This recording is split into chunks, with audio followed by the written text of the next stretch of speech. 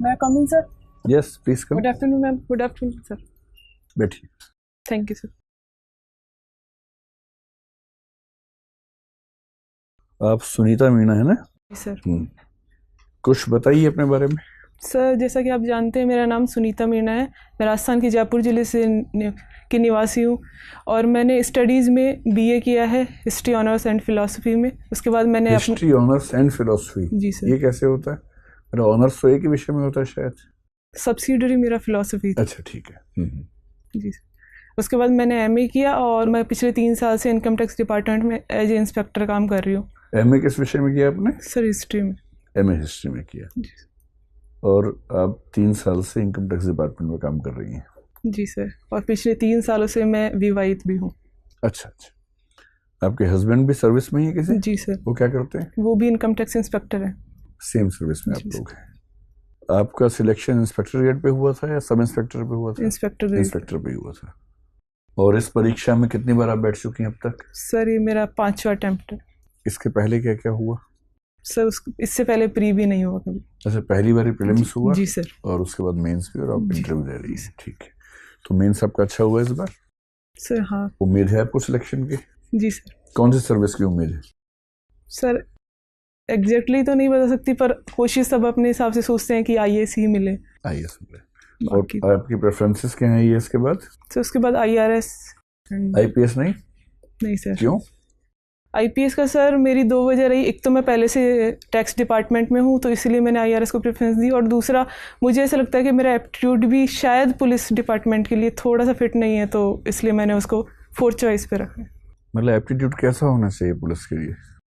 Aptitude sir मैं थोड़ा शांति प्रिय अपने आप को जैसे मैं समझती हूँ इस तरीके की चीज़ों में अपराधियों से डील करना शायद मैं इतना अच्छे सही ढंग से नहीं कर पाऊंगी ना होना चाहिए। पुलिस तो सबसे ज़्यादा शांति फैलाती है पूरे समाज में। आप चाहते हैं कि शांति कोई और फैला दे आपके लिए, फिर आप शांति से रह लें, न कि आप शांति पैदा करें समाज में।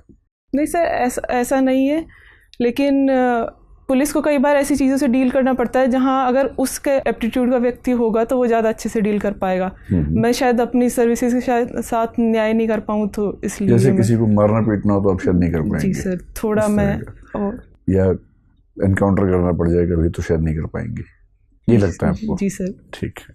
और आपने फॉरेन सर्विस भी नहीं ऑप्ट की? मैं जिस बैकग्राउंड से आती हूँ वहाँ फैमिली को एडजस्ट करना मुश्किल होता मेरे लिए फॉरेन सर्विसेज में, इसलिए मैंने ऑप्ट नहीं किया। अच्छा, फैमिली का मतलब आप अपने हस्बैंड की बात कर रही हैं? हस्बैंड, मेरी सास, और वो मतलब सास शुरू से गांव में रही है, वो जयपुर आने तक में भी उनको थोड़ी हिचकिचाहट होती है तो बाहर मेरे साथ जाना। और फिर मेरे हस्बैंड अकेले उनके संतान है, तो मैं समझती हूँ। मान लीजिए आप आईएएस बन गई, आईआरएस बन गई, आपके हस्बैंड तो इंस्पेक्टर हैं, तो ऐसा तो नहीं कि इससे आपका वैवाहिक जीवन खराब हो जाएगा? नहीं सर, मैं फुल कॉन्फिडेंट हूँ, हमारी अंडरस्टैंडिंग काफ़ी अच्छी है, तो ऐसा कोई इशू नहीं है। ऐसी 2 फिल्मों का नाम बता सकती है जहां ऐसा ही हुआ था कि वाइफ हस्बैंड से आगे निकल गई थी और उसके बाद चीज़ें ठीक चल नहीं पाई? हिंदी की बहुत प्रसिद्ध फिल्में हैं ऐसी जो इसी थीम पे बनी है। सॉरी सर, मैं मूवीज़ का आइडिया नहीं। ऐसा कोई फिल्म नहीं देखी है? एक अभिमान फिल्म बहुत प्रसिद्ध है इस मामले में। मतलब ईश्वर करे कि सब ठीक रहे, मैं तो वैसे कह रहा हूँ कि एक भारतीय समाज में ऐसा भी कुछ लोग सोचते हैं।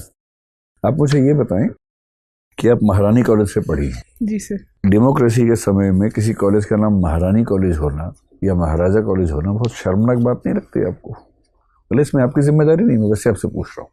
सर जिस ज़माने में कॉलेज बनी थी उस टाइम के हिसाब से तो चीज़ें ठीक थी, पर नाम बहुत ज़्यादा मैटर नहीं करता। जब हम कॉलेज में क्या पढ़ा रहे हैं, किस तरह का हम लोगों का डेवलपमेंट कर रहे हैं, उससे ज़्यादा मैटर करता है। मैं सोचती हूँ नाम बहुत ज़्यादा मायने नहीं रखता। नहीं, बहुत ज़्यादा मायने नहीं रखता, मैं समझ गया, लेकिन फिर भी लोकतंत्र है और अब तो लोकतंत्र को भी 70 साल के आसपास हो ही गए हैं हमारे।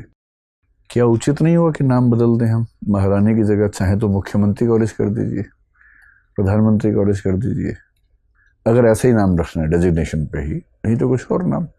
सर महारानी मैं सोचती हूँ कि स्टेटस नहीं है। लड़कियाँ जब जिस कॉलेज में पढ़ रही है वो अपने आप को महारानी समझ सकती हैं। ऐसा कोई स्पेसिफिक हम नहीं कह सकते कि भाई किसी महारानी के नाम पर नहीं है, तो वो अपने आप में मुझे नहीं लगता कोई बड़ा इशू है। नाम ठीक है, कोई दिक्कत नहीं है, महाराजा महारानी दोनों ठीक है। जी सर। ऐसे ही अलीगढ़ मुस्लिम विश्वविद्यालय और बनारस हिंदू विश्वविद्यालय, ये भी ठीक ही होगा, क्योंकि नाम में क्या रखा है?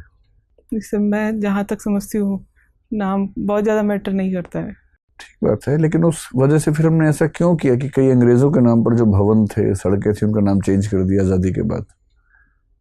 ऐसा करना ठीक था?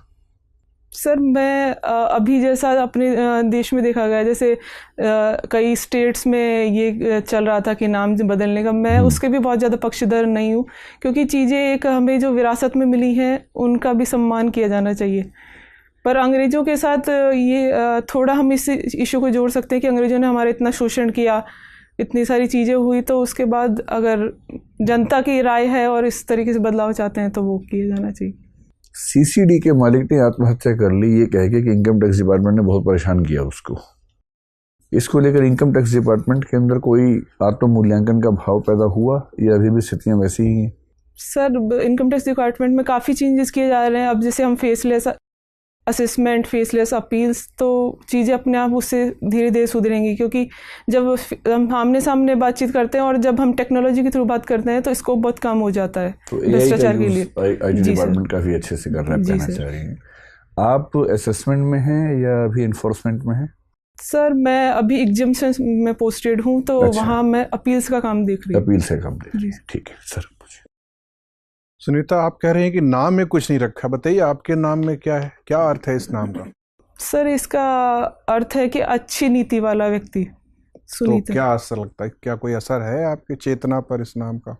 सर मैं जहाँ तक समझती हूँ, मैं अपना 100% देने की कोशिश करती हूँ कि अपने नाम को मैं सही सिद्ध कर सकूँ, मूल्यों के हिसाब से चलने की और अपने उसूलों पर चलने की मैं पूरी कोशिश करती हूँ। मतलब नाम का असर होता है?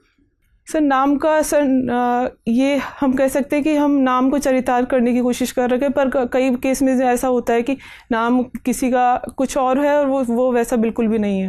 अच्छा, कई केसेस ऐसे आपने भी एक प्रमाण पत्र में ऐसा दावा किया है कि आप राजस्थान की साधारणतः निवासी हैं, ऑर्डिनरी रेजिडेंट हैं। क्या बता सकते हैं कि भारत के किस कानून के तहत निवासी की परिभाषा तय की जाती है? सर निवासी की परिभाषा नागरिकता अधिनियम 1955 के तहत। अच्छा, और अभी जो नागरिकता अधिनियम में संशोधन पारित हुआ है, जी सर, इससे सिर्फ नागरिक की परिभाषा बदलेगी या निवासी की परिभाषा भी बदलेगी? सर उसमें हम नागरिकता देने की ही बात कर रहे हैं। ठीक है। इतिहास पढ़ते समय मैं गौर कर रहा था, आपने मध्यकालीन इतिहास में ज़्यादा अध्ययन किया है। जी सर। मध्यकालीन इतिहास के आर्थिक और सांस्कृतिक पहलू पे आपने अलग से अध्ययन किया है, क्या खासियत थी, थोड़ा संक्षेप में बताएं। सर मध्यकाल में हम जहाँ तक सांस्कृतिक पहलू को देखते हैं, हम देखते हैं कि जब हमारा प्राचीन युग चल रहा था, स्त्रियों की स्थिति काफ़ी ठीक थी और दास प्रथा भी उस स्तर पर नहीं थी। पर जैसे हम मध्यकाल में आते हैं, हम वंचित वर्गों की स्थिति में काफ़ी गिरावट देखने को मिलती है। आर्थिक स्तर पर मुस्लिम शासकों ने काफ़ी काम किया, कई नई नई योजनाएं भी उन्होंने लागू की, जैसे मोहम्मद बिन तुगलक ने कई सारे प्रयास किए, तो कुछ सुधार भी देखने को मिलते हैं आर्थिक स्तर पर। फिरोज शाह तुगलक की औद्योगिकरण में क्या भूमिका थी? मध्यकाल में भारत में उद्योग का काफ़ी विकास हुआ, अंग्रेजों ने आके उसको बर्बाद कर दिया, जिसको डी इंडस्ट्रियलाइजेशन कहते हैं। तो तुगलक की क्या भूमिका थी औद्योगिक प्रगति में? सर उसने नए नए उद्योगों को प्रोत्साहन दिया, उसने कई नहरें बनवाई। कौन कौन से उद्योग का प्रोत्साहन दिया फिरोज शाह तुगलक ने? सॉरी सर, अच्छा वो ध्यान नहीं है आपको। स्कूल स्तर पर एक गार्गी पुरस्कार मिला था, ये गार्गी कौन है? सर गार्गी वैदिककालीन विदुषी थी, जिन्होंने याज्ञवल्क्य ऋषि से शास्त्रार्थ किया था। गार्गी ने याज्ञवल्क्य से शास्त्रार्थ किया था? जी सर। अच्छा, बाद में एक और महिला का नाम आता है जिन्होंने शंकराचार्य जी से शास्त्रार्थ किया था, वो कौन थी? Sorry sir. अच्छा, ये ध्यान नहीं है। अभी प्रधानमंत्री जी ने ये कहा है कि भारत में आयकर दाता, व्यक्तिगत आयकर दाताओं की संख्या 1.4 करोड़ ही है, हालांकि रिटर्न भरने वालों की संख्या 6 करोड़ के आसपास है। तो ये तो एक विडंबनापूर्ण स्थिति है कि जब लोग रिटर्न भर रहे हैं तो आयकर क्यों नहीं दे रहे हैं? वास्तव में आयकर 1.40 करोड़ लोग ही क्यों दे रहे हैं? आयकर में जो अधिनियम है उसमें कई सारे प्रावधान है, उसके तहत आप कई तरह की छूट और एग्जेम्पशंस ले सकते हैं। उसके बाद अगर आपका टैक्स बन रहा है तो ये आपको टैक्स देना होगा। तो ये इस वर्ष जो बजट में नया प्रस्ताव आया है आयकर को लेकर, क्या असर पड़ सकता है? क्या अगले साल आयकर दाताओं की वास्तविक संख्या बढ़ जाएगी बहुत? सर, जिस तरह से सरकार प्रयास कर रही है टैक्स स्लैब को काफ़ी सुधार करने की, लिटिगेशन कानून में जिस तरह की उलझनें होती है उनको कम करने की, जैसे कितने सारे बहुत सारे डिडक्शन सब हटा दिए गए, रेट कम कर दी गई है, उस पर आप टैक्स पे कीजिए, तो शायद चीज़ें आप जयपुर के एग्जाम्पशन शाखा में ही काम कर रही हैं। इस वर्ष के बजट प्रस्ताव के बाद कौन कौन से इनकम टैक्स एग्जाम्पशंस बचे रहेंगे, ध्यान दिया है आपने इस पर? इनकम टैक्स एग्जाम्पशंस 70 के आसपास एग्जाम्पशन डिडक्शन तो ख़त्म कर दिए गए हैं, लेकिन 100 में से लगभग 30 बचे रहेंगे। तो कोई एक दो ऐसा महत्वपूर्ण एग्जाम्पशन जो बचा रहेगा जिसका फ़ायदा लोगों को मिलता रहेगा? सर, जैसे ATCCD 2 का है, एम्प्लॉयर जो कंट्रीब्यूशन करता है एम्प्लॉय के लिए, वो उसमें 7.5 लाख की लिमिट कर दी गई है, पर वो एग्जाम्पशन अभी भी मिलता रहेगा। ATCCD 4 का एग्जाम्पशन भी मिलता रहेगा। सुकन्या योजना वाला एग्जाम्पशन बचा रहेगा कि बंद हो जाएगा? सर, वो मिलता रहेगा। अच्छा, ठीक है, धन्यवाद। सुनीता जी सर, आप ये बता सकती हैं पिंक टैक्स से क्या मतलब है, क्या होता है ये पिंक टैक्स? सॉरी सर, मुझे नहीं। अच्छा, मुझे ये बताइए कि अभी हाल में ही भारत ने कहा कि UAE जो है उसको रेसिप्रोकेटिंग टेरिटरी का दर्जा दिया गया है, तो क्या होता है ये रेसिप्रोकेटिंग टेरिटरी और ये किस तरीके से मदद करेगा भारत को और UAE को? सर, मैं रिकॉल नहीं कर पा रही हूँ। ठीक है, अभी हाल में ही देखा गया कि भारत और मलेशिया के बीच में भी काफ़ी तनाव रहा है, क्या प्रमुख कारण है इसके? सर, वो पाम ऑयल को लेकर काफ़ी तनाव था। पाम ऑयल को लेकर तनाव शुरू हुआ या तनाव किसी और बात से शुरू हुआ और इसका असर पाम ऑयल पे पड़ा? सर, तनाव वैसे पाम ऑयल का बिगेस्ट प्रोड्यूसर कौन है वर्ल्ड में? Sir, Indonesia and Malaysia. Indonesia या मलेशिया? इंडोनेशिया है पाम ऑयल। अच्छा, ये आप देख लीजिएगा। और भारत क्या विश्व का सबसे बड़ा कंज्यूमर है पाम ऑयल का? Sorry sir. अच्छा, हाल में ही भारत सरकार ने एक CAA एक्ट लेके आए हैं, आपको क्या लगता है इससे भारत के संबंध, अंतर्राष्ट्रीय संबंध अपने पड़ोसी देशों से जो कि बांग्लादेश और अफ़गानिस्तान, पाकिस्तान से तो खैर संबंध बहुत अच्छे हैं भी नहीं, तो आपको क्या लगता है कि इसका विपरीत प्रभाव पड़ेगा या कुछ अच्छा प्रभाव पड़ेगा? सर, मैं जहाँ तक समझती हूँ CAA से अंतर्राष्ट्रीय संबंधों पर प्रभाव, सॉरी सर। अच्छा, कोई बात नहीं। आपकी एक रुचि है कि स्क्रैप से आप कुछ डेकोरेटिव आइटम्स बनाते हैं, आप मुझे बता सकते हैं? एक बहुत ही फेमस गार्डन बनाया हुआ है किसी ने, और वो भारत के किस शहर में है और किन्होंने बनाया है? Sorry sir. आपने रॉक गार्डन नहीं सुना चंडीगढ़ में? सुना है। किसने बनाया वो? आइडिया नहीं। अच्छा, मेरा आखिरी सवाल आपसे ये है कि अभी हाल में सुप्रीम कोर्ट ने एक जजमेंट दिया है कि प्रमोशन में रिजर्वेशन राइट नहीं है, आपका इस पे क्या विचार है?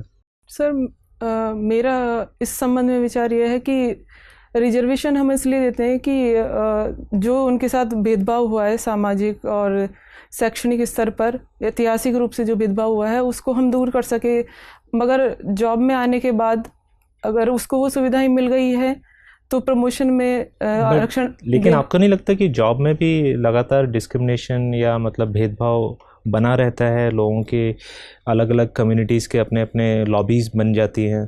सर, जैसे कि M नागराजन केस में सुप्रीम कोर्ट का जो डिसीजन था कि हम उन 3 जो उन्होंने पॉइंट बताए थे कि उनका प्रतिनिधित्व कम नहीं होना चाहिए और एफिशिएंसी पे प्रभाव नहीं पड़ना चाहिए, और तो आपको क्या लगता है सुप्रीम कोर्ट सही है या इस पे पुनर्विचार की ज़रूरत है?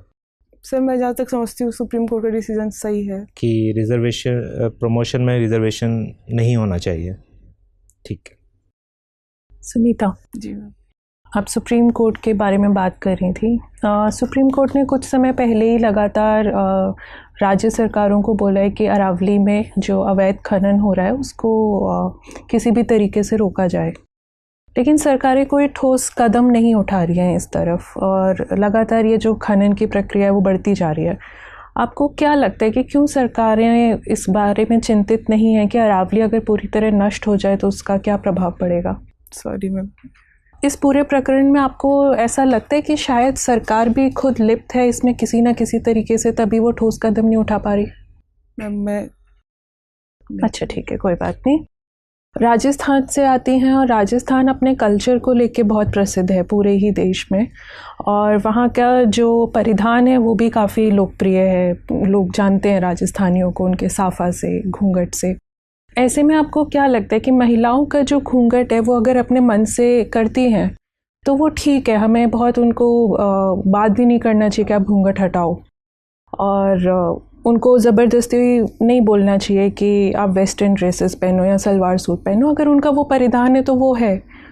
आप क्या मत है, घूंघट रहना चाहिए, हटना चाहिए? मैम मैं जहाँ तक समझती हूँ वेस्टर्न ड्रेसेस पहनना अलग बात है, और किसी को अगर आप पर्दा करवा कर उसके व्यक्तित्व का ही हनन कर रहे हैं तो वो अलग बात है।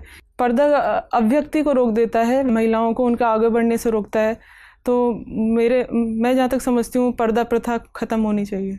और अगर कोई महिला स्वेच्छा से रखना चाहे, जैसे कि हम बहुत सारे मुसलमान देशों में भी देखते हैं कि वो कहते हैं हम स्वेच्छा से बुर्का पहनना चाहते हैं, इसी तरह अगर राजस्थानी महिलाएं बोले कि नहीं हमें पर्दा प्रथा हमारी आइडेंटिटी है, फीचर है, तो हमें नहीं हटाना है, उसमें आप क्या कहेंगी?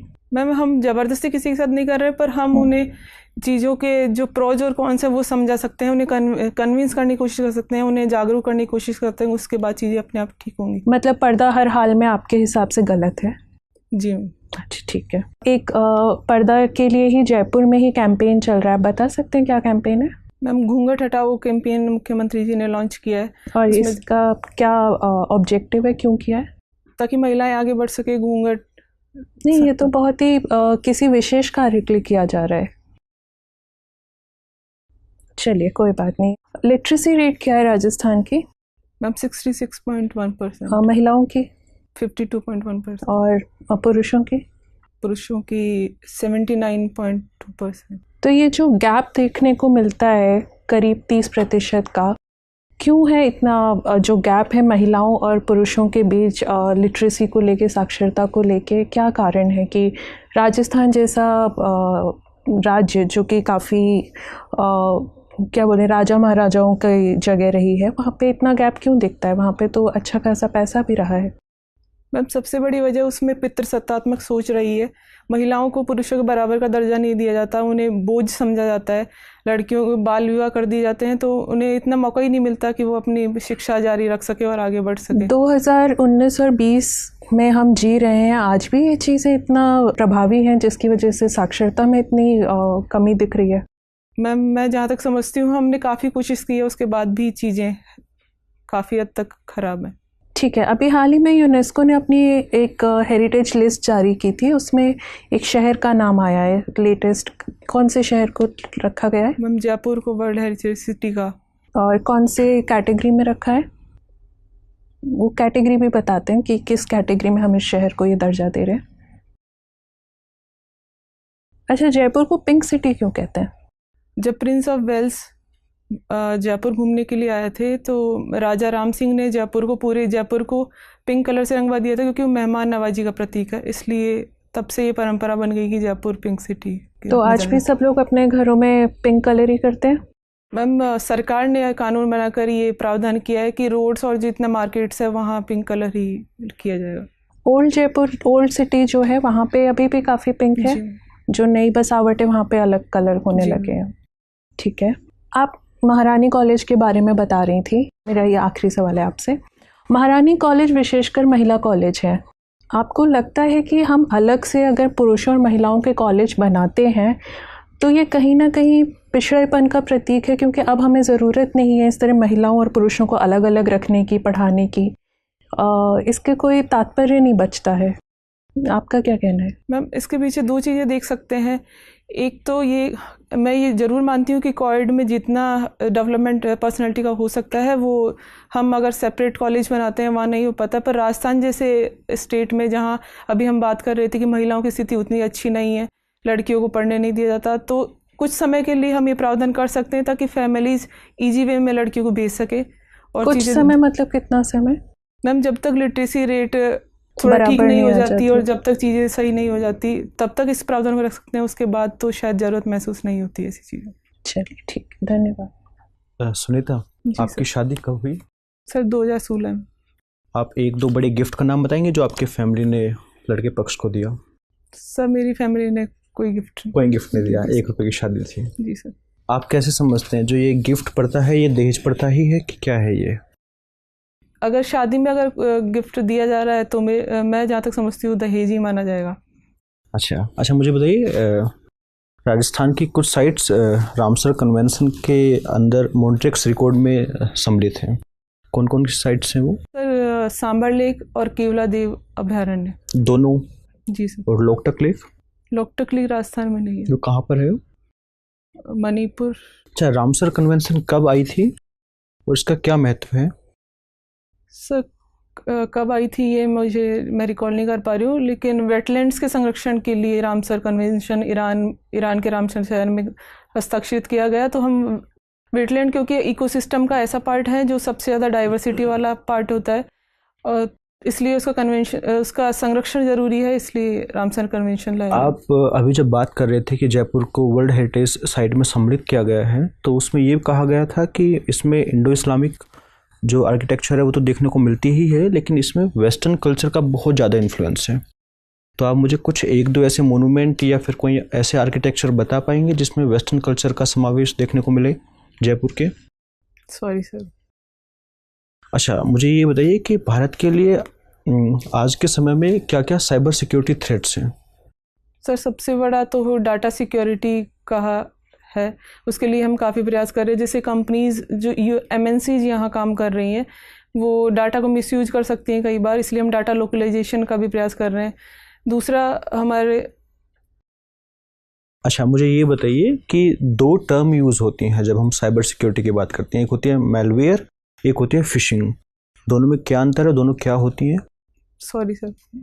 अच्छा, मुझे बताइए कि हाल ही में भारत सरकार का एक प्रोजेक्ट है मिशन गगनयान, आप जानते हैं इसके बारे में, क्या है ये?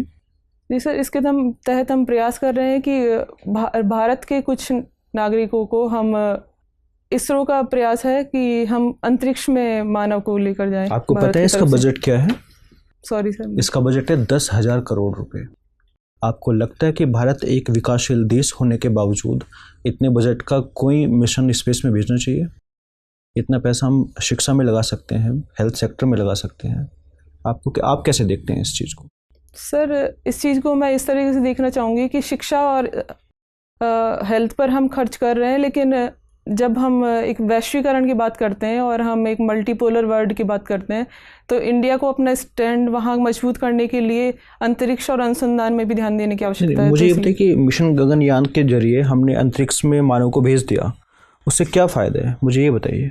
अंतरिक्ष में सर नई नई चीज़ों की खोज हो सकती है, कई संसाधन हमें मिल सकते हैं, और हम काफ़ी अच्छे से समझ सकते हैं कि कैसे हम अपने एनवायरनमेंट को प्रोटेक्ट करें या फिर हम कैसे अपने संसाधनों को प्रयोग करें, ये चीज़ें। अच्छा ठीक है, मुझे ये बताइए कि अभी हाल ही में मध्य प्रदेश में किसी नेशनल पार्क में हम चीता को रीएलोकेट कर रहे हैं किसी दूसरे देश से, आपको पता है इस बारे में? सॉरी सर, मुझे नाम रिकॉल नहीं हो पा रहा। अच्छा, अभी भारत में टाइगर सेंसस रिलीज हुई है रिसेंटली, तो कितने टाइगर्स हैं? Sorry sir. अच्छा, recently Indian state forest survey report हुई है, तो अभी कुल क्षेत्रफल कितना है जो फॉरेस्ट कवर के अंदर आता है? सर 24%। 24% आता है। और कौन से राज्य में सबसे ज़्यादा क्षेत्रफल है फॉरेस्ट कवर? Sorry sir. अच्छा, राजस्थान में है फॉरेस्ट कवर और कि बिल्कुल भी नहीं है? सर है, लेकिन बहुत कम, लगभग 3-4% के आसपास। अच्छा, हाल ही में सरकार ने जो राजस्थान में डेजर्टिफिकेशन काफ़ी है थार, तो उसको रोकने के लिए एक अभी ग्रेट ग्रीन वॉल के नाम से एक परियोजना शुरू की है, आप उसके बारे में पता है? सर ये पोरबंदर से शुरू होकर पानीपत तक जाएगी, ये क्या है बताइए? सर इसमें हम 5 किलोमीटर के विड्थ में वृक्षारोपण करेंगे ताकि डेजर्ट को आगे बढ़ने से रोका जा सके। अच्छा, मेरा लास्ट क्वेश्चन है, क्या आपको पता है कि डीएम के पास भी कुछ पुलिस पावर्स होती हैं? होती हैं, मैं बताता हूँ आपको, ठीक है? आपका एप्टीट्यूड नहीं है, बट अगर कहीं किसी ज़िले में दंगा हो रहा है और आप डीएम है तो आप कैसे डील करेंगे? आप फ़ोन नहीं उठाएंगे, क्योंकि ये तो दंगे वाली सिचुएशन का तो एप्टीट्यूड है ही नहीं आपका। सर ऐसा नहीं है कि मैं सिचुएशन हैंडल नहीं कर सकती, लेकिन क्योंकि आईपीएस का पुलिस में अगर मतलब दिन में एक बार आप ऐसी सिचुएशन को डील कर सकते हैं, पर 24 घंटे ऐसी सिचुएशन डील नहीं करेंगे। अब घबराइए मत, खुल के बोलिए अपनी बात। कोई मतलब आप ये कह सकती हैं कि हाँ कभी कभी मैं डील कर सकती हूँ, लेकिन 24 घंटे नहीं कर सकती, उसमें क्या दिक्कत है? अभी जो वोडाफोन और एयरटेल का केस सुप्रीम कोर्ट ने कुछ दिन पहले जजमेंट दिया, उससे संबंध इनकम टैक्स से ही है ना, जो उनकी टैक्स लाइबिलिटीज को पे करने का आदेश दिया गया है। कुछ ध्यान है आपको क्या केस था वो? सर उसमें ये इशू ये है कि उनका ग्रोस एडजस्टेड रेवेन्यू कितना माना जाए उनका, तो उसके लिए कंपनीज ये कह रही हैं कि हम जितना टेलीकॉम सेक्टर से कमा रहे हैं सिर्फ उसी पर हम टैक्स देंगे। लेकिन सरकार का और टेलीकॉम डिपार्टमेंट का कहना है कि आपके अदर देन टेलीकॉम सेक्टर की जो भी इनकम है उस पर भी आपको टैक्स देना होगा, उसको हम इंक्लूड करेंगे ईजीआर में। हाँ, तो फाइनली सुप्रीम कोर्ट का आदेश तो आ ही गया है। जी सर। लेकिन ऐसा भी सुनने में आ रहा है कि अगर इतना टैक्स पे करेंगी तो शायद कंपनियां बंद ही हो जाएंगी। आपका क्या ऑब्जर्वेशन है इस मामले में?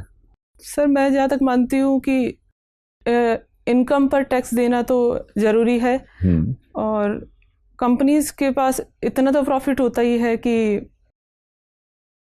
अगर प्रॉफिट है उनके पास तो उस पर टैक्स देना चाहिए। सेस और सरचार्ज में क्या डिफरेंस होता है? सर सेस और सरचार्ज दोनों ही टैक्स पर लगते हैं, पर सेस किसी स्पेसिफिक हम इशू के लिए लगाते हैं, उसको हम उसी स्पेसिफिक जिस चीज़ के लिए हमने लगाया, जैसे हमने एजुकेशन सेस लगाया तो सिर्फ एजुकेशन पर खर्च होगा, पर सरचार्ज का एक लिमिट के बाद अगर आपकी इनकम है और उस पर टैक्स बन रहा है, उस पर सरचार्ज लगता है ताकि उसका उपयोग हम आर्थिक असमानता को दूर करने के लिए कर सकें। तो सरचार्ज का जो कलेक्शन होता है वो सीधे जाता है हमारा जो कंसोलिडेटेड फंड है उसमें चला जाता है, और सेस सीधे उसी स्पेसिफिक मद के लिए जाएगा जो जिसके लिया गया है। यही बात कह रही है ना? इनकम टैक्स डिपार्टमेंट की हिरार्की क्या होती है जरा मुझे, जैसे अब इंस्पेक्टर हैं वहां से ऊपर कौन कौन से पद हैं जरा क्रम में बताइए। उसके बाद आईटीओ बनते हैं, then ACIT, DCIT, joint CIT, additional CIT, CIT, principal CIT, CCIT, principal CCIT. और सीसीआईटी क्या मतलब हुआ? Chief commissioner of income tax. उसके बाद principal CCIT, principal chief commissioner of income tax. CBDT member. CBDT member तो वही होता होगा ना? प्रिंसिपल चीफ कमिश्नर का जो रैंक है और सीबीडीटी चेयरपर्सन का जो रैंक है वो सेम रैंक है या अलग अलग रैंक है? नहीं सर, चेयरपर्सन का रैंक उससे उससे अलग है, और मेंबर सीबीडीटी जो है वो प्रिंसिपल चीफ कमिश्नर के रैंक से होता है। ठीक है, तो आप कितने साल में, जैसे एसीआईटी से सीबीडीटी चेयरपर्सन, ये कितने साल की यात्रा है लगभग? सर हर प्रमोशन में लगभग 4 साल का ड्यूरेशन रहता है। ठीक ठीक। तो इसका मतलब ये हुआ कि अगर कोई 25 साल के आसपास में आईआरएस बन जाए तो चांस बनता है कि वहां तक पहुंच जाए। ठीक है, चलिए मेरा आखिरी सवाल आपसे ये है कि आजकल नेशनलिज्म की 2 परिभाषाएं चल रही हैं। एक परिभाषा चल रही है जिसके तहत कहा जा रहा है कि सीएए का विरोध करने वाले देशद्रोही हैं, और उन लोगों ने ये भी कहा कि दिल्ली के जो सीएम आज चुने, मतलब जिन्होंने शपथ ली है, वो भी आतंकवादी हैं। और दिल्ली के सीएम पिछले 2 महीने से, 2 दिनों से स्पेशली कुछ विज्ञापन कर रहे हैं बहुत ज्यादा, जिसमें एक नए प्रकार की देशभक्ति की परिभाषा दे रहे हैं कि राष्ट्रवाद का असली मतलब है कि देश का हर बच्चा स्कूल जाए, देश के हर व्यक्ति को स्वास्थ्य उपलब्ध हो।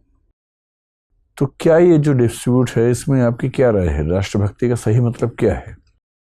अगर मैं नेशनलिस्ट होना चाहूँ तो मुझे किस रास्ते पर चलना चाहिए इनमें से, या कोई बीच का रास्ता बताइए। सर राष्ट्रभक्ति की अगर हम जैसे सीएए से मुद्दे से जोड़कर देख रहे हैं तो परिभाषा काफ़ी संकीर्ण होगी। राष्ट्रभक्ति का मतलब है कि हम अपना 100% दें, हम राष्ट्र के लिए जो योगदान कर सकते हैं उसमें। तो अगर स्कूलिंग और हेल्थ पर हम ध्यान दे रहे हैं तो मुझे लगता है कि वो ज़्यादा राष्ट्रभक्त है, बजाय सीएए पर हम विरोध करें या फिर उस पर मुद्दे को उछालें या फिर फालतू बिना जिनका कोई महत्व नहीं है, महत्व इतना ज़्यादा नहीं है जो बदलाव ला सके उन मुद्दों पर बहस के। ठीक है सुनीता, आपसे बात करके बहुत अच्छा लगा। कुछ आप पूछना चाहेंगी हमसे? अब जाने की जल्दी में लग रही है, आपको लग रहा है कि बचूं किसी तरह से। ठीक है सुनीता, आप जा सकती हैं। धन्यवाद।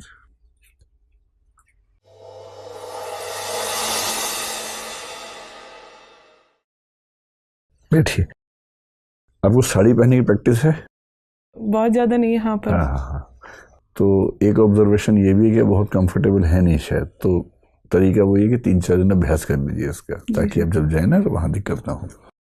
आपकी ड्रेसिंग सेंस बहुत बढ़िया है, बैठने का तरीका एकदम परफेक्ट है, कहीं कोई दिक्कत नहीं है। एक्सप्रेशन भी आपका अच्छा है, जैसे वॉइस आपकी बढ़िया है। बस थोड़ा सा वॉइस का लेवल कहीं कहीं थोड़ा ऊंचा रहेगा ना तो उससे कॉन्फिडेंस ज़्यादा महसूस होगा, तो थोड़ी सी आवाज़ ऊंची रखें तो बेहतर है। सर मेरा मतलब ऐसा है कि बहुत ज़्यादा मुझे स्टेज या फिर इसकी प्रैक्टिस नहीं है, तो जरूरत मैं नहीं है उससे इंटरव्यू में मैं मतलब जो आ रहा है वो भी भूल जा रही हूँ, अनकंफर्टेबल हो जाती हूँ। आप इतना अच्छा बोल रही हैं, कोई दिक्कत है ही नहीं उसमें, है ना, उसकी कोई ज़रूरत नहीं स्टेज पे जाने की। ठीक है, अब बस थोड़ा सा आवाज़ हल्की सी ऊंची कर लेंगे तो थोड़ा ठीक रहेगा। आई कॉन्टेक्ट शानदार है। सॉरी आपने कई बार बोला, लेकिन सॉरी बोलने का तरीका अच्छा है आपका, तो वो चुभने वाला सॉरी नहीं है। मतलब भाव आता है कि अच्छा माफ़ कर देते, कोई बात नहीं, क्योंकि सॉरी बोलने का तरीका विनम्र है। जो दिक्कत ज़्यादा आ रही है, एक तो नॉलेज थोड़ी कम है। मुझे लग रहा है कि अगर 10-12 दिन ठीक से करंट अफेयर्स पढ़ लें, पिछले 2-3 महीने के अखबार ठीक से पढ़ें, या डेली करंट अफेयर्स तो वेबसाइट पे होते ही हैं, दृष्टि पे भी और भी वेबसाइट्स पे हैं, तो उनको ठीक से फॉलो कीजिए। कई ऐसी चीज़ें मिस हुई जो इस स्टेज में मिस नहीं होनी चाहिए थी, है ना। इनकम टैक्स डिपार्टमेंट को लेकर नॉलेज आपकी ठीक लगी मुझे, तो बाकी मेंबर्स बताएंगे सब। मुझे सबसे ज़्यादा चिंता लग रही है वो ये है कि जब आपको सिचुएशनल क्वेश्चंस मिल रहे हैं, वो जैकपॉट होते हैं, उसमें आपने अगर बढ़िया जवाब दिया कॉन्फिडेंस से भर के तो वो जैकपॉट है। आप ऐसा लग रहा है कि जैसे बैक फुट पर खेल रही है, किसी तरह से क्वेश्चन निकल जाए, मैं इससे टकराऊं नहीं। जैसे मैंने शुरू में पूछा आपसे कि महारानी कॉलेज का नाम कैसा है, आपने क्या आंसर दिया मैटर नहीं करता, लेकिन एक स्टैंड लेंगे ना फर्म, तो अच्छा रहेगा। जैसे आप कह सकते हैं यहाँ सर मैं उस कॉलेज से पढ़ी हूँ, उसके नाम से लगाव है मुझे, कभी सोचा नहीं, पर मुझे भी लगता है कि हाँ डेमोक्रेसी है तो बेहतर होगा कि नाम कुछ और हो, और नहीं तो ठीक है, लेकिन कोई नाम चेंज हो तो अच्छा रहेगा। बेशक आप ये कहें, लेकिन जो कहें थोड़ा सा फर्म। जैसे अरावली पे मैडम ने पूछा कि अरावली में ऐसा हो रहा है, सुप्रीम कोर्ट का जजमेंट है, उसके बाद भी हो रहा है, क्या लगता है क्यों हो रहा होगा। अब क्या लगता है वाले में फैक्ट्स नहीं चाहिए हमें, आपको बताना चाहिए कि मैडम इसमें मिली भगत होनी चाहिए, इसमें जो ठेकेदार है, माफिया हैं, उनका सरकार के जो अधिकारी हैं उनके मिली भगत है, इसलिए ऐसा होता है, और ऐसे में चिंता की बात है। तो ये क्वेश्चन जो फैक्ट बेस्ड नहीं है उस पर सॉरी बोल देना, ये ना अपराध जैसा होता है, क्राइम जैसा होता है। फिर मैंने हस्बैंड वाला सवाल पूछा तो आपने ठीक हैंडल कर लिया, पर थोड़ा सा और स्मार्ट जवाब मैं चाह रहा था। मैं आप कह सकते हैं कि हमारी अंडरस्टैंडिंग अच्छी है, हमने इस बारे में खूब बात की है, मैं भी तैयारी कर रही हूँ, वो भी तैयारी कर रही है, और हमारी ऐसी समझ है कि पद ऑफिस की चीज़ है, घर की चीज़ नहीं है, और हम बहुत सहज हैं। थोड़ा सा लंबा जवाब, थोड़ा सा और अच्छा जवाब। CAA से इंटरनेशनल रिलेशंस हमारे कैसे होंगे, छवि कैसी होगी, इस पर सॉरी बोलना तो बहुत बुरी बात है। अब बोलिए सर, CAA आने से कुछ मुस्लिम कंट्रीज हो सकता है कि हमसे नाराज हो, जैसे तुर्की नाराज हो सकता है, पाकिस्तान नाराज हो सकता है, लेकिन बाकी देशों में क्योंकि अंततः अंतर्राष्ट्रीय राजनीति में हित काम आते हैं, तो कोई भी देश हमारे साथ वही व्यवहार करेगा जो उसके हित के अनुकूल होगा। अब मलेशिया और टर्की के बेस पर तो हम फॉरेन पॉलिसी बनाएंगे नहीं, बेशक आप विरोध भी करें इसका, पर जवाब नहीं देना जो है ना वो गुनाह है, गुनाह। ताज़ीरात हिंद लग जाती है इस पर, ठीक है। बाकी मैं जनरली बहुत सेटिस्फाइड हूँ, क्योंकि आप बहुत बढ़िया तरीके से बात कर रही हैं, कोई खास चिंता वाली बात नहीं है। पर्दे पर स्टैंड बड़ा अच्छा लिया आपने। इन्होंने पूछा पर्दा होना चाहिए या नहीं, तो मुझे लग रहा था कि आप बोलेंगे कोई पहन ले में क्या दिक्कत है, पर आपने सीधे बोले कि नहीं वो गलत है। ऐसे स्टैंड चाहिए, रीढ़ की हड्डी वाले लोग चाहिए सिविल सेवाओं में, ठीक है जी सर। ठीक है, चूंकि ये सारे सर्टिफिकेट आपने वहाँ भी दिए हैं जी सर, तो उसी पे थोड़ा सा काम कर लीजिए। मैंने वहीं से निकाला है, गार्गी और याज्ञवल्क वाले में जो तथ्य के अभाव हैं वो इकट्ठा कर लीजिएगा। चूँकि आप एग्जाम्पशन डिपार्टमेंट से जुड़ी हुई हैं, तो और ये बड़ा हॉट इशू है कि कौन कौन से एग्जाम्पशन जा रहे हैं या डिडक्शंस। एग्जाम्पशन डिडक्शन में फ़र्क क्या होता है, ये तकनीकी तौर पर भी ध्यान दीजिएगा, वो आपको पता ही होगा। तो बाकी ठीक है, मध्यकालीन वाला तो हो सकता है वो पूछेंगे, वक्त है, आप थोड़ा रिवाइज कर लीजिएगा। सुनीता जी सर। आपको थोड़ा सा आईआर वगैरह ब्रशअप करने की ज़रूरत है, तो पिछले कुछ 1-2 महीने के जो आईआर में इंपॉर्टेंट न्यूज़ इवेंट्स रहे हैं उनको आप ढंग से रिवाइज़ कर लीजिएगा। और एक चीज़, जैसे मैंने आपसे मलेशिया के बारे में पूछा था कि भारत मलेशिया में तनाव किस लिए है, तो आपने मुझे उसका एक कॉन्सिक्वेंस बताया कि पाम ऑयल, जो भारत सबसे बड़ा इम्पोर्टर है पाम ऑयल का और मलेशिया सबसे बड़ा प्रोड्यूसर है, उसके बाद इंडोनेशिया आता है। तो इस तरीके के तथ्य अगर आपके पास रहेंगे तो मतलब आप बेहतर जवाब दे पाएंगे, क्योंकि आपने अपनी हॉबी दी हुई है स्क्रैप को आप से डेकोरेटिव आइटम बनाते हैं, तो रॉक गार्डन तो बहुत ही फेमस है। तो ऐसी चीज़ें मतलब बोर्ड आपसे अपेक्षा करेगा कि आपकी इस बारे में जानकारी हो। तो जो भी आपने सर नेकचंद नाम के एक आदमी थे, उन्होंने बनाया था। तो बाकी आपका मेरे ख्याल से मुझे बाकी चीज़ें सही लगी। आप कहीं कहीं बहुत एब्रप्टली स्टॉप कर जाती हैं कि जैसे आप आंसर दे रहे हैं लेकिन आप स्टॉप वही कर कह रही हूँ, मैं घबराहट। थोड़ा सा अनकंफर्टेबल हो जाती हूँ और फिर ऐसा लगता है कि यार अब कुछ नहीं हो रहा। डरना, देखिए इंटरव्यू में ना वही मेरे साथ हो रहा है। कई बार क्या होता है कि शुरू के 5 मिनट बड़े मुश्किल निकलते हैं और फिर लगता है खत्म सब। इंटरव्यू में सबसे ज्यादा मैटर करते हैं आखिरी 5 मिनट। शुरू वाला तो याद भी नहीं रहता मेंबर्स को, इसलिए कितना भी खराब हो उसके बाद का संभाल लीजिए, आखिरी 5 मिनट सब पाप धो देंगे आपके। जी सर, डरना नहीं है एकदम। काम करना। ठीक है, तो बस आप अपना आंसर को अच्छे से फॉर्मुलेट करिए और उसको मतलब कंप्लीट करिए, एब्रप्टली स्टॉप मत करिए। सुनीता, मैं आपके सारे जो भी मैं ओपिनियन आपके जानना चाह रही हूँ उससे मैं संतुष्ट थी। मतलब जितना भी ओपिनियन बेस था, अपने शहर के बारे में पढ़ लीजिए, इम्पॉर्टेंट है। यूनेस्को लिस्ट में किस कैटेगरी में है और घूंघट हटाओ कैंपेन किस वजह से चल रहा है। आपने वो बताया सही कैंपेन, पर वो इलेक्टोरल उसके लिए था, रजिस्ट्रेशन और वोटिंग के लिए। ठीक है, तो अपने शहर के बारे में आपके पास पूरी जानकारी होनी चाहिए। तो बाकी अच्छा है, बस वही जैसा सर कह रहे हैं, घबराइए मत। ठीक है, मेरा आधा इशू तो वही हो जा रहा है, मैं आ रहा है वो भी भूल जाती हूँ सिर्फ इस वजह से कि मैं खुद को ऐसा लगता है कि मैं शायद अच्छा नहीं कर रही अंदर से। ऐसा बिल्कुल कॉन्फिडेंस। हम जितने लोगों का इंटरव्यू कर रहे हैं उन्हें वन ऑफ द बेस्ट हैं। आपको मतलब गलत अपने बारे में असेसमेंट हो गया है, पता ही। सुनीता, आपका स्टैंड बहुत बढ़िया था जो डोरी वाला था, क्योंकि उस पर नेक्स्ट क्वेश्चंस कुछ भी आ सकता था कि आपने क्यों सपोर्ट नहीं किया डोरी, वो बहुत बढ़िया था। बस कुछ करंट अफेयर्स आपको पढ़ना पड़ेगा। ये आप समझिए कि बोर्ड मेंबर्स के लिए जो करंट अफेयर्स है वो दृष्टि IAS के नोट्स नहीं है, वो डेली के न्यूज़पेपर हैं जो उनके घर आते हैं, समझ रहे हैं ना। तो जो डेली का न्यूज़पेपर है आप 1 महीने लगातार पढ़िए, जो उसका करंट अफेयर्स है उसमें आप तैयार रहिए काउंटर क्वेश्चंस के लिए भी। मेरे सारे क्वेश्चंस वही थे जो आजकल न्यूज़ में है, आप उन पे तैयार रखिए, आप पीछे मत जाइए, लेकिन 1-2 महीने का न्यूज़पेपर ज़रूर देखिएगा पूरा।